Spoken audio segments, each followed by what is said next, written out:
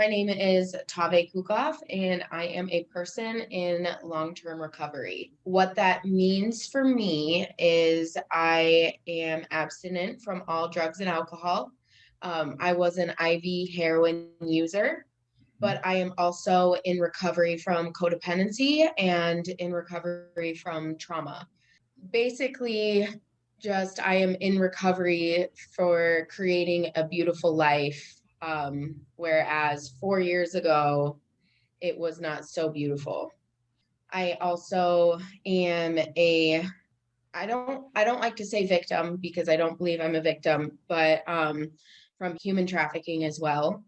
And the lifestyle that comes with all of it. Yeah, but you're certainly a survivor of it. Yes. Before I was arrested and before I got really deep into my addiction, I was a 4.0 grade average high school student. I was a real estate agent, went to beauty school, had a great relationship with my family, and it all went downhill super, super fast. In my 4 years of recovery, the direction and the growth and the change that has happened is kind of undescribable. I've really become the woman that I was always supposed to be and have really found myself and love myself, and I'm proud of myself for all that. When I went into recovery 4 years ago, I had really dug myself into a hole, which Yeah. most people in addiction do. I, didn't have a job, didn't have a roof over my head. I didn't have any money. I didn't have a car. My license was revoked. All of those things that kind of create a good life, I did not have. I Mm. didn't have the relationship with my family. My family wanted nothing to do with me. And I was essentially alone. But as I started to work a recovery program and actually try, because this was not my first time Mm-hmm. trying to find recovery, Mm-hmm. sort of kind of had a spiritual awakening in Mm. jail, like a Okay. big aha moment. It was just a slow process of digging myself out of that hole. But Sure. every single day it was, I will not give up, because every single day I was able to really, sit with myself and find peace with myself, which was the catalyst for change, you Mm-hmm. know, because Yes. ultimately the lack of self identity, lack of self awareness, lack of self esteem, and self love is really what drove me deep into my addiction and my codependency, which then put me into situations which, you know, were very traumatic. So when I went into treatment, I mean, I just went into treatment, like Mm-hmm. full blown went into treatment. I worked the program. It was a behavioral modification program, which is very intensive.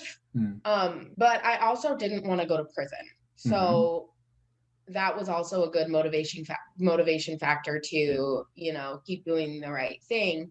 Mm-hmm. But when I started to really kind of learn about core issues and the different things that make up addiction and why you become addicted, and really started to get that educational piece to it, I could really relate myself to it, applied what I was learning to myself and using those as coping skills. Mm-hmm. In my life, I started getting happy. I was Mm. just happy because I was proud of myself. Yeah. you know I was You, changing and I you could hadn't see felt that it. for a long time, huh? Yeah. Yeah. Yeah, even when I had nothing, Yeah. that was probably one of the happiest times in my life, Yeah. because of just how content I was and how proud of myself I was for that. Mm-hmm. And I could look back to situations that I put myself in, or different feelings or different emotions, and be like, aha, that's why I acted that way. That's why I allowed that to happen. Right. That's why I did what I did. Mm-hmm. And so I had to figure out what aligned with me, because I knew that I needed to find my community. So I started to kind of research in my area, and that is where I met Tara Moreno with Serenity House of Flint, Mm-hmm. doing the holistic pathway. I reached out to her and I was like, listen, I want to come in full force. I am so ready for this. This is exactly where I need to be. And that's what I did, and I started my holistic healing journey, and everything just clicked. It was exactly what I needed for when I left treatment, because the beauty with the holistic pathway is that you get to make it your own. Absolutely. There is no big book to this is what you need to do and this is what's going to change your life. It's nope, you're going to be on your own self journey and you're going to pick what's right for you, and you are going to have to hold yourself accountable and do it. Even though you have community support, it's still your pathway. You bet. And for somebody with no self-esteem and lack of self-identity, it's literally what I needed. Because I was able to do things for myself and figure out what was right for me and what was wrong. So I started to really dive into that. And I was a recovery coach. I did recovery coaching for a while, for a couple of places, but I'm a very creative person. There was something missing on my career front. All my life, I have had these expectations put on me by family members and people I care about of where I should be in my life, what I should do with my life, what's good for me and what's not good for me. And I think that's where I rebelled a lot. I went back to school for aesthetics because I wanted to get back into the beauty industry and a life for myself doing that. And I was able to do that. I went back to school, got my esthetician license, got certified in lash extensions, and that's what I do on top of giving back to the community, doing holistic healing hours for the community. So this is really exciting. So it's brand new. My partner and I founded 513 Recovery Clubhouse. Okay. And essentially, it's prevention. It's a place that encompasses all pathways. I think as a community, recovery community as a whole, the one thing that we are missing is a safe place that gives programming and classes to a community in between going back into the real world. So you have treatment, you have incarceration, and then you have the real world. Right. Pretty stark contrast. Yeah.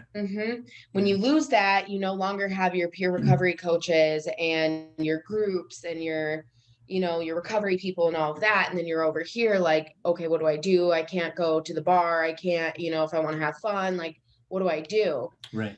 So 513 is essentially that bridge. And it will encompass all the pathways. So holistic, NA, AA, refuge, all of that. But it will also have like skill building classes too.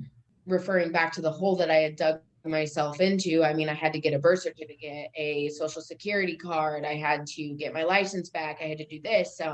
I was applying for jobs and had to build a resume and all of these things. And I'm one of the lucky ones that, knew how to do that without having any help. But I know that there's a bunch of people out there that don't have those resources, don't even know where to start. Their anxiety is so tough, like so hard on them that they don't even want to start. So we will essentially have the all pathways groups. We will have the life skills, like skill building classes, like resume building. We have like credit repair. Yeah. Importance of credit, all of those things that we're going to have to do as humans, and adults.